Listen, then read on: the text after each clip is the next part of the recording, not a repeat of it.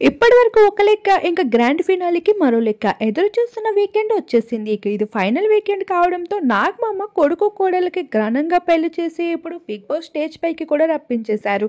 ఇక త్వరలోనే నాగ చైతన్య, సాయి పల్లవి మూవీ గ్రాండ్గా రిలీజ్ కాబోతుంది. దానికి సంబంధించిన ఒక సాంగ్ లిరిక్స్ని అయితే బిగ్ బాస్ స్టేజ్ మీద రివీల్ చేసుకుంటూ వచ్చేస్తున్నారు. ఈ భాగంగానే హౌస్ లోపలికి నాగ చైతన్యాన్ని కూడా రప్పించేశాడు నాగమామ. ఇక పనిలో పని అన్ని పనులు కూడా కానించేసుకుంటూ కొడుకు పెళ్ళైందనే విషయం హౌస్ మేట్స్తో చెప్తూ సంబరాలు కురిపించేశారు. ఇక కంటెస్టెంట్స్ అందరికీ కూడా స్వీట్స్ తినిపించి అలానే కొన్ని స్పెషల్ గిఫ్ట్స్ కూడా అందించడం జరిగింది.